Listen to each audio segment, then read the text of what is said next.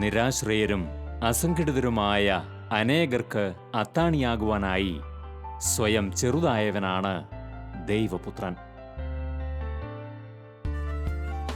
ആശയറ്റവർക്ക് അവൻ പ്രതീക്ഷയും ജീവനുമായി മാറി.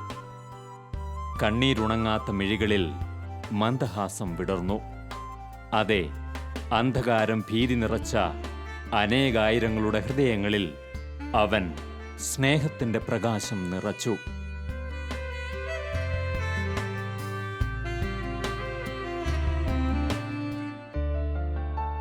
ദൈവേഷ്ടം തിരിച്ചറിഞ്ഞ് ക്രിസ്തുവിന്റെ പാദം പിന്തുടരുവാൻ തീരുമാനമെടുക്കുന്ന ഓരോ ശുശ്രൂഷകന്റെയും അടിസ്ഥാന ദൗത്യം ഇതുതന്നെയാണ്. അശരണരും ആലംബഹീനരുമായ അനേകർക്ക് ആശ്വാസം പകരുകയും അവരോരോരുത്തരെയും സ്വർഗരാജ്യത്തിലേക്ക് ആനയിക്കുകയും ചെയ്യുക.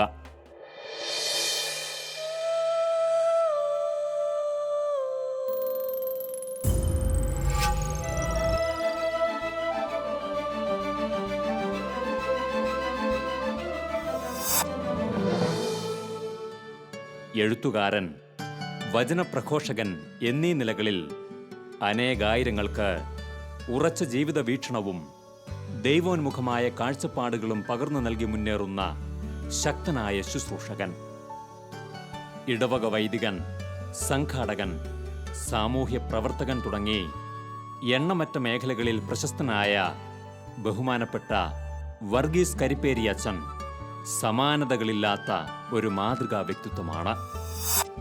തന്റെ പൗരോഹിത്യ ജീവിതത്തിൽ പിന്നിട്ട 1/4 നൂറ്റാണ്ടിൽ ഏറെക്കാലവും പാവപ്പെട്ടവർക്കും പതിതർക്കുമായി വിയർപ്പൊഴുക്കിയ ഈ അഭിഷിക്തന്റെ രൂപീകരണത്തിന്റെ നാളുകൾ ഏറെ സവിശേഷമായ ദൈവീക ഇടപെടലുകൾ കൊണ്ട് സമ്പന്നമായിരുന്നു.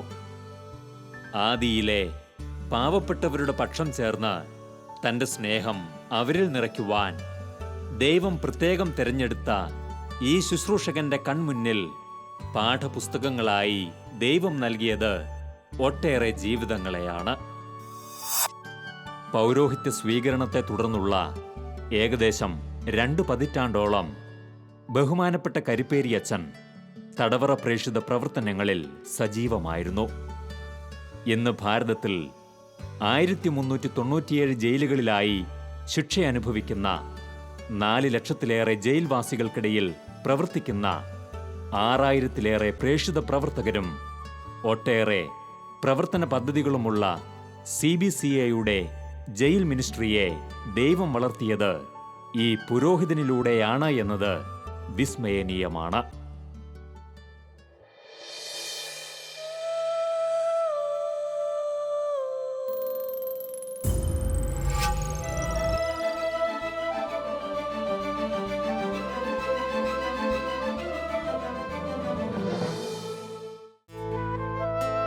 ബഹുമാനപ്പെട്ട കരിപ്പേരി അച്ഛൻ 1/4 നൂറ്റാണ്ട് പിന്നിട്ട തന്റെ പൗരോഹിത്യ ജീവിതത്തിൽ സഞ്ചരിച്ച വഴികൾ വൈവിധ്യമേറിയതാണ്.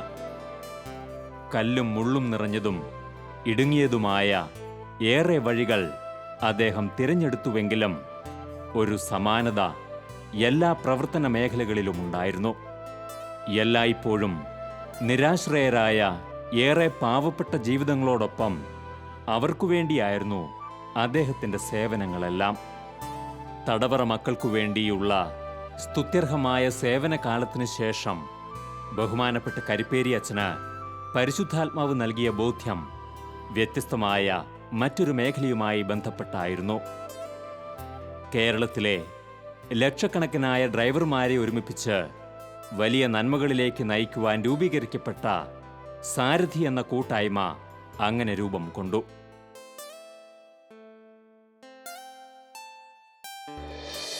പ്രസന്റ് മിനിസ്ട്രി നാഷണൽ ലെവലിൽ എത്തിച്ചതിന് ശേഷം പിതാക്കന്മാരുടെ അനുവാദത്തോടെ 2000-ൽ തുടക്കം കുറിച്ചതാണ് Sarathi, a helpline for drivers. ഏകദേശം 7 ലക്ഷം ഡ്രൈവർ സുഹൃത്തുക്കൾ, ടാക്സി ഓട്ടോ ഡ്രൈവർമാർ കൊച്ചു കേരളത്തിലുണ്ട്. 6,42,000-ൽ പരം ഓട്ടോ രജിസ്റ്റേർഡാണ് കേരളത്തിലെ. 39,000-ൽ കൂടുതൽ ടാക്സി രജിസ്റ്റേർഡാണ്. അപ്പോൾ ഏകദേശം 7 ലക്ഷത്തിൽ പരം ആളുകൾ പ്രവർത്തിക്കുന്ന കർമ്മരംഗമാണിത്. ഒത്തിരി നന്മ ചെയ്യുന്ന കർമ്മരംഗം. ഡ്രൈവർമാർ പലപ്പോഴും അവരുടെ മഹത്വം മനസ്സിലാക്കാറില്ല. അതുകൊണ്ട് അവരെ പ്രചോദിപ്പിച്ചുകൊണ്ട്, അവരെ ബോധവൽക്കരിച്ചുകൊണ്ട് ഒത്തിരി നന്മകൾ സമൂഹത്തിൽ ചെയ്യിക്കാം എന്നുള്ള ചിന്തയിൽ നിന്നാണ് Sarathi a helpline for drivers രൂപപ്പെട്ടത്. അതിന് 2 മാസം എറണാകുളത്തും പരിസരത്തും ഡ്രൈവർമാരുടെ ഇടയിൽ നടന്നു. അവരുടെ ശൈലികൾ, അവരുടെ പ്രയാസങ്ങൾ, ബുദ്ധിമുട്ടുകൾ, അവരുടെ കഴിവുകൾ ഒക്കെ കണ്ടെത്താൻ ശ്രമിച്ചു. 2000 മാർച്ച് 11 ദൈവപരിപാലനയിൽ സാരഥി ട്രസ്റ്റ് രൂപം കൊണ്ടു.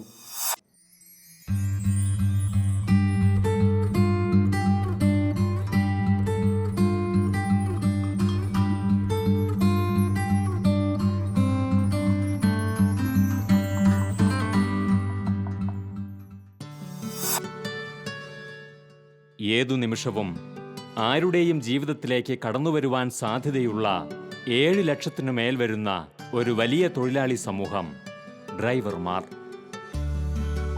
അവരുടെ സേവനങ്ങളും ഇടപെടലുകളും വളരെ വലുതാണ്. അതിനേക്കാളേറെ അനന്തമായ സാധ്യതകളെയും തിരിച്ചറിഞ്ഞുകൊണ്ടാണ് ബഹുമാനപ്പെട്ട കരിപ്പേരി അച്ഛൻ അവർക്കിടയിലേക്ക് സ്നേഹ സന്ദേശവുമായി കടന്നെത്തുവാൻ തീരുമാനിച്ചത്. തങ്ങളുടെ സേവനത്തിന്റെ മഹത്വം അച്ഛനിലൂടെ മനസ്സിലാക്കിയ അനേകർ കൂടുതൽ തീഷ്ണതയോടെ തങ്ങളായിരിക്കുന്ന സമൂഹത്തിൽ പ്രവർത്തിക്കുവാൻ ആരംഭിച്ചു. ഞാൻ അവരോട് ആദ്യമായി അവരുടെ മഹത്വത്തെക്കുറിച്ച് പറഞ്ഞത് ഇങ്ങനെയാണ്: ഒരു ഡോക്ടർ രോഗമുള്ളപ്പോഴാണ് ആവശ്യം, ഒരു അധ്യാപകൻ പഠനകാലത്താണ് ആവശ്യം. എന്നാൽ ഒരു ഡ്രൈവർ അമ്മയുടെ ഉദരത്തിൽ കുഞ്ഞ് രൂപപ്പെടുമ്പോൾ ആ അമ്മ ആശുപത്രിയിലേക്ക് പോകാൻ ഒരു ഡ്രൈവറുടെ സഹായം, ടാക്സി ഡ്രൈവറായിരിക്കാം, ഓട്ടോ ഡ്രൈവറായിരിക്കാം, ബസ് ഡ്രൈവറായിരിക്കാം, അങ്ങനെയാണ് ആശുപത്രിയിലെത്തുന്നത്. ഒരു ഡെഡ് ബോഡി ആശുപത്രിയിൽ നിന്ന് വരുന്നത് ഒരു ആംബുലൻസ് ഡ്രൈവറിലൂടെയാണ്. അപ്പോൾ അമ്മയുടെ ഉദരം മുതൽ കുഴിമാടം വരെ എത്രയോ ഡ്രൈവർ സുഹൃത്തുക്കളാണ് ഓരോ വ്യക്തികളെയും സഹായിക്കുന്നത്. ഈ തിരിച്ചറിവ് അവർക്ക് ആത്മാഭിമാനം ഉണ്ടാക്കി കൊടുത്തു. ആരെങ്കിലും അപകടത്തിൽപ്പെട്ടാൽ ഒരു ഡ്രൈവർ മുഖേനയാണ് ആശുപത്രിയിലേക്ക് ആ വ്യക്തിയെ കൊണ്ടുപോകുന്നത്. ആർക്കെങ്കിലും രോഗമുണ്ടായാൽ ഡ്രൈവറുടെ അടുത്തേക്കാണ് ആദ്യം ഓടിയെത്തി അവർ വഴിയാണ് ആശുപത്രിയിലെത്തുന്നത്. ഇത്രയും മഹത്വമുള്ള ജോലി. ഒരു ഡ്രൈവറെ എത്രമാത്രം പേരാണ് വിശ്വസിക്കുന്നത്? ഒരു ദിവസം 10-30 പേര് ഓട്ടോയിൽ കയറുന്നുണ്ടെങ്കിൽ ഒരു മാസം 1000-ഓളം പേര് ആ ഡ്രൈവറെ വിശ്വസിക്കുന്നുണ്ട്. വേറെ ഏത് കർമ്മരംഗമുണ്ട് ഇത്രയും വിശ്വാസമുള്ളത്?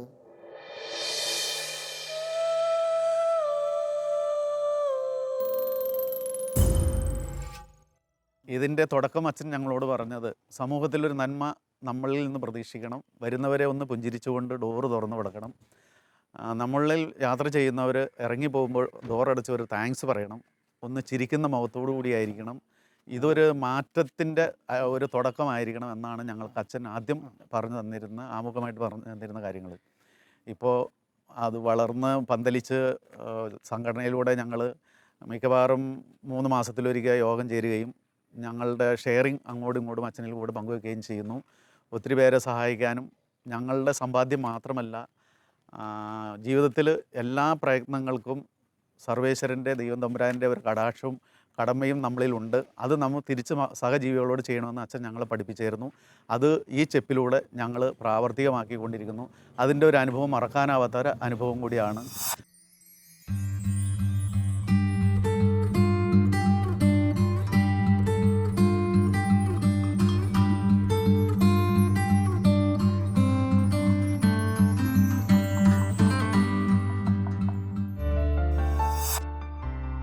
സാരഥി എന്ന ആശയത്തിലൂടെ ദൈവം കരിപ്പേരിയച്ചന് നൽകിയ പുതിയ സേവന മേഖല ഏറെ സവിശേഷമായിരുന്നു.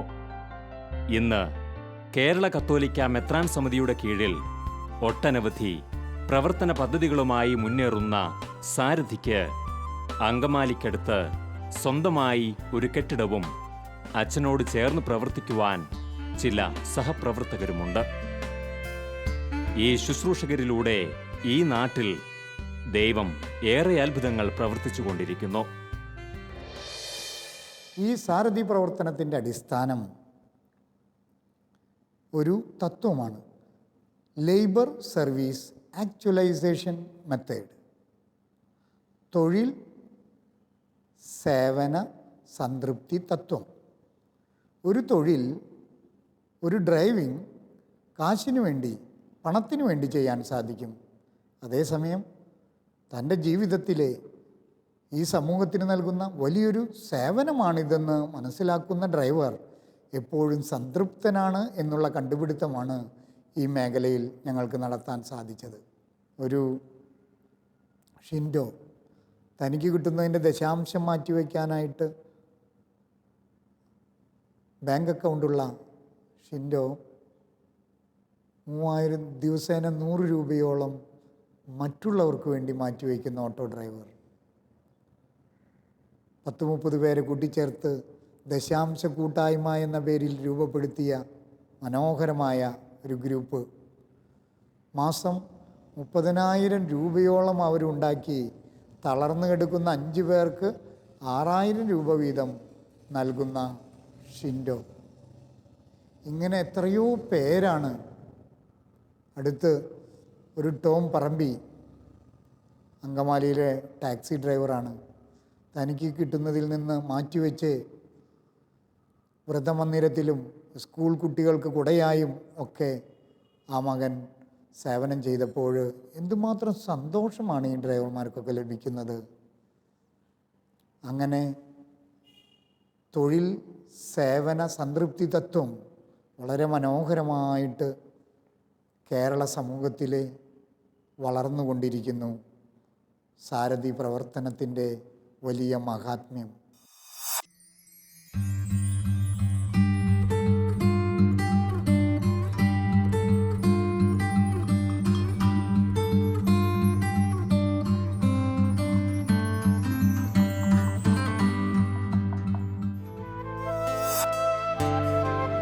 പങ്കുവയ്പിൻ്റെ ക്രിസ്തീയ സന്ദേശം ശരിയായ അർത്ഥത്തിൽ ഉൾക്കൊണ്ടുകൊണ്ടുള്ള പ്രവർത്തന ശൈലികളാണ് തുടർന്നുള്ള കാലമത്രയും ബഹുമാനപ്പെട്ട കരിപ്പേരി അച്ഛനെ മുന്നോട്ട് നയിച്ചത്. തനിക്കുള്ളതിൽ നിന്ന് ഒരു പങ്ക് തന്നേക്കാൾ ദരിദ്രരായവർക്ക് നൽകുവാൻ മനസ്സാകുമ്പോൾ അവിടെ ദൈവം ഇടപെടുമെന്ന ബോധ്യം അച്ഛനിലൂടെ സ്വീകരിച്ച അനേകർ അദ്ദേഹത്തിൻ്റെ അനേക പ്രവർത്തന പദ്ധതികളോട് എന്നും സഹകരിച്ചിരുന്നു.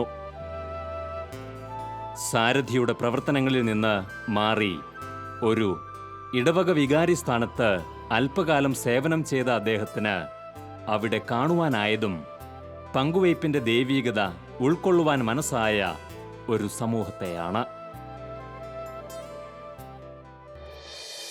സാരഥിയുടെ പ്രവർത്തനം കഴിഞ്ഞ് വീണ്ടും തൃശ്ശൂർ അതിരൂപതയിൽ ചെന്ന് ചുവന്ന മണ്ണ് ഇടവകയിൽ വികാരിയായി. അവിടെ വെച്ചുണ്ടായ സംഭവങ്ങൾ വളരെ മനോഹരമായിട്ട്, ഒരു കൊച്ചു ഇടവക, വലിയ കഴിവും സാമ്പത്തിക സ്ഥിതിയൊന്നുമില്ലാത്ത ഇടവക. ഇപ്പോഴും ഓർക്കുന്നു, ആ ഇടവകയിലെ ഓരോ പ്രവർത്തനങ്ങളും ആളുകൾ പരസ്പരം സഹകരിച്ച് ചെയ്തത്. അവിടെ ഒരു സിമൻറ്റ് മുറിയിൽ, ഒരു കൊച്ചു മുറിയിൽ കയ്യെത്തുമ്പോൾ ആസ്പെറ്റോസ്, അങ്ങനെയുള്ളൊരു കൊച്ചു മുറിയിൽ ഇരുന്ന് ശുശ്രൂഷ നിർവഹിച്ചത് ഇപ്പോഴും ഓർക്കുന്നു. എന്തു വലിയ അനുഭവമായിരുന്നു അത്. അവിടെ ഒരു പ്രെസ്ബിറ്ററി പണിയാൻ എല്ലാ ആളുകളും കൂടി സഹകരിച്ച് ഒരു കൊച്ചു മുറിയെ ഒരു പ്രെസ്ബിറ്ററി പണിതത് ഓർക്കുന്നു. അതിൻ്റെ അവസാനം അതിൻ്റെ കടം വീട്ടുന്നതിന്, ഞാൻ അവിടെ നിന്ന് പോരുന്നതിന് മുമ്പായിട്ട് കടം വീട്ടാനുള്ള കുറച്ച് കാശും കൂടി വേണം. പ്രസംഗത്തിൽ പറഞ്ഞു, ഒരു ചെറിയ പിരിവെടുത്തു. ആ പിരിവിൻ്റെ പാത്രത്തിൽ ഒരു വിവാഹമോതിരമുണ്ടായിരുന്നു. തൻ്റെ കയ്യിൽ വേറെ ഒന്നുമില്ലാതിരുന്നപ്പോൾ ഒരു വ്യക്തി തൻ്റെ വിവാഹമോതിരം ആ പിരിവ് പാത്രത്തിലിട്ടു. ഉദാരതയുടെ മനുഷ്യരെ, അത് ഞാൻ പോകുന്നിടത്ത് എല്ലായിടത്തും കാണുന്ന ഒരു വലിയ യാഥാർത്ഥ്യമാണ്. വേദനിക്കുന്നവർക്ക് വേണ്ടി ഇറങ്ങിപ്പുറപ്പെട്ടാൽ ആരും പങ്കുവയ്ക്കുന്നൊരു ശൈലി ഇപ്പോൾ കേരളത്തിലും ഇന്ത്യയിലും ലോകത്തും വളരെ സുന്ദരമായി വളരുന്ന അനുഭവമാണ് എനിക്ക് പറയാനുള്ളത്.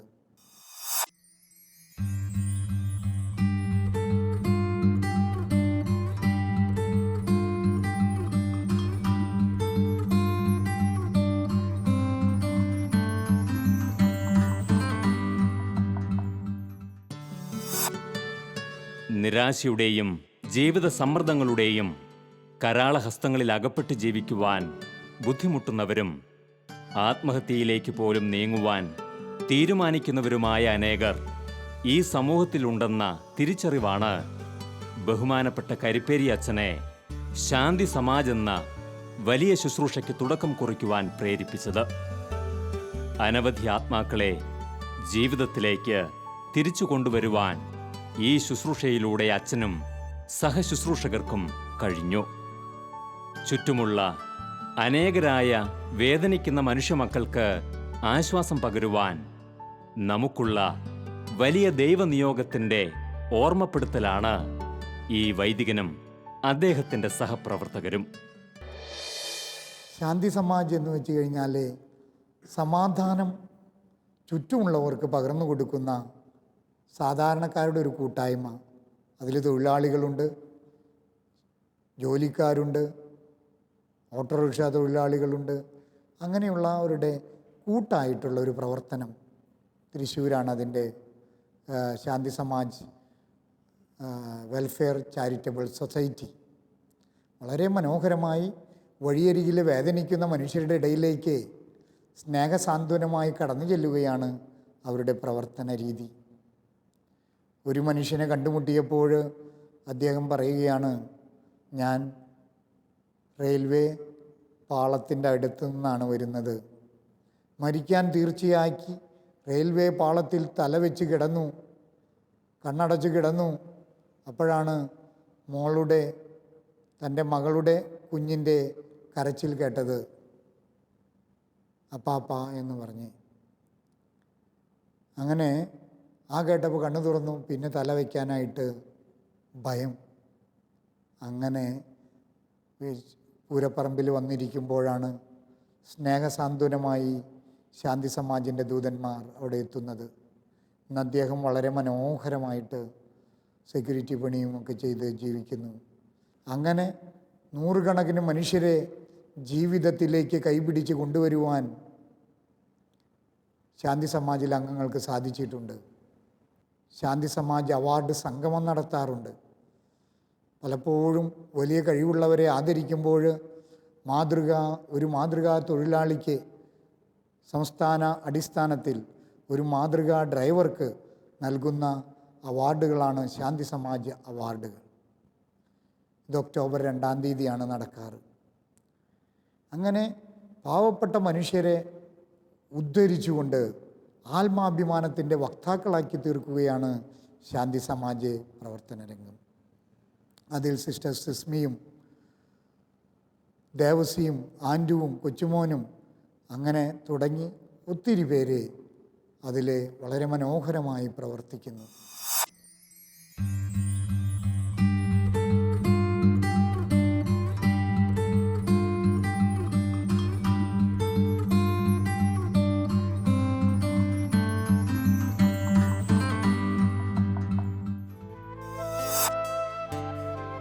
കേരളത്തിൻ്റെ സാമൂഹിക പശ്ചാത്തലത്തിൽ ഏറെ വേദന അനുഭവിക്കുന്ന ഒരു വിഭാഗത്തെ കൂടി തൻ്റെ വഴികളിൽ കണ്ടെത്തുവാൻ ബഹുമാനപ്പെട്ട കരിപ്പേരി അച്ഛന് കഴിഞ്ഞു.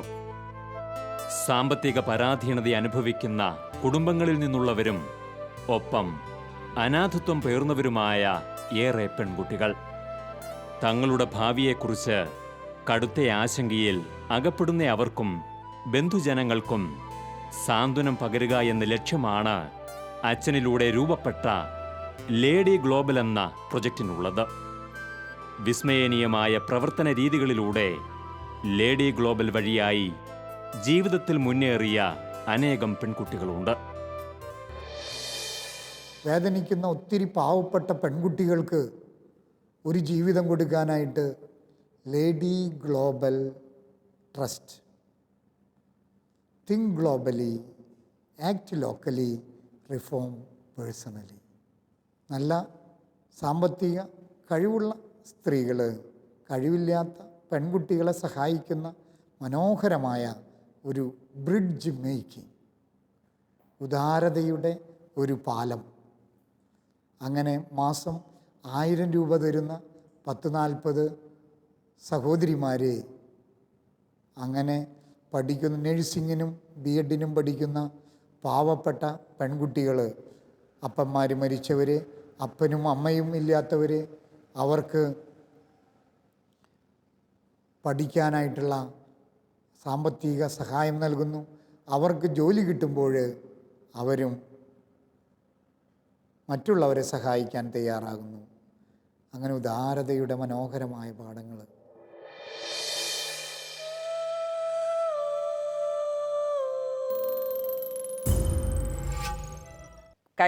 കഴിഞ്ഞ കാലഘട്ടത്തിൽ ഭർത്താവ് മരിച്ച 11 വർഷം മുമ്പാട് ഭർത്താവ് മരിച്ചു. അതിനുള്ളിൽ ഭയങ്കര കഷ്ടപ്പാടിലായിരുന്നു ജീവിച്ചിരുന്നത്. 3 മക്കളുണ്ടായിരുന്നു. അവരെ വളർത്താൻ കഷ്ടപ്പെട്ടിരിക്കുന്ന സമയത്താണ് അച്ഛൻ ഒരു കൈത്താങ്ങായി വന്നത്. ഞങ്ങൾക്ക് ജോലി തന്നും പിന്നെ മക്കളെ പഠിപ്പിച്ചും ഇവരെ ഉയർന്ന നിലയിലേക്ക് എത്തിക്കാൻ കാരണമായത് അച്ഛൻ്റെ സഹായം കൊണ്ടാണ്. ഇപ്പോൾ ഞങ്ങൾ എന്തെങ്കിലും ആയിട്ടുണ്ടെങ്കിൽ അച്ഛൻ്റെ പ്രാർത്ഥനയും അച്ഛൻ്റെ സഹായം കൊണ്ടാണ്. അന്ന് വളരെ ബുദ്ധിമുട്ടായിരുന്ന സമയത്ത് മോളെ പഠിപ്പിക്കാൻ എനിക്ക് പറ്റില്ല, അവളോട് തുന്നൽ ക്ലാസ്സിലേക്ക് പോയിക്കോളാൻ പറഞ്ഞുകൊണ്ടിരിക്കുന്ന അവസ്ഥയിൽ ആണ് അച്ഛൻ പറഞ്ഞത്, നീ വിഷമിക്കണ്ട, അവളെ പഠിപ്പിക്കാമെന്ന്.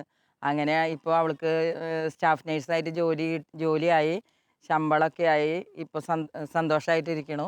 അതുപോലെ മറ്റ് 2 മക്കളെയും പഠിച്ച് അവർ ഉയർന്ന് ഒരാൾ 2 പേരും ദുബായിക്ക് പോയി, വളരെ സന്തോഷമായിട്ടിരിക്കണം ഇപ്പോൾ. പിന്നെ ഈശോയുടെ വലിയൊരു പദ്ധതി ഉണ്ടായിരുന്നു. അതിൽ എന്തൊക്കെ കഷ്ടപ്പാടുകളൊക്കെ സഹിച്ചാലും തമ്പുരാൻ തിരിച്ചറിയാൻ എനിക്ക് പറ്റി. ഇന്ന് എനിക്ക് വേദനിക്കുന്നവരെ കാണുമ്പോൾ വേദന മനസ്സിലാക്കാനും അവർക്ക് വേണ്ടി പ്രാർത്ഥിക്കാനും പ്രവർത്തിക്കാനും പറ്റുന്നുണ്ട്. പരിശുദ്ധാത്മാവ് ഹൃദയത്തിൽ പകർന്ന ബോധ്യങ്ങളുടെ വെളിച്ചത്തിൽ അനേകായിരങ്ങൾക്ക് വഴികാട്ടിയായി മാറിയ ഒരഭിഷിക്തൻ. ഓരോ നിമിഷവും തൻ്റെ മുന്നിൽ കടന്നുവരുന്നവരിലൂടെ ക്രിസ്തുവിൻ്റെ മുഖം ദർശിച്ചുകൊണ്ട് അവർക്ക് വേണ്ടത് ചെയ്തു കൊടുക്കുവാൻ വേണ്ട ആർജവം അദ്ദേഹത്തിന് ദൈവം നൽകിയ സമ്മാനമാണ്. സേവനപാതയിലൂടെ അനുദിനം മുന്നേറുന്ന ഈ പുരോഹിതനു വേണ്ടി നമുക്കും പ്രാർത്ഥിക്കാം.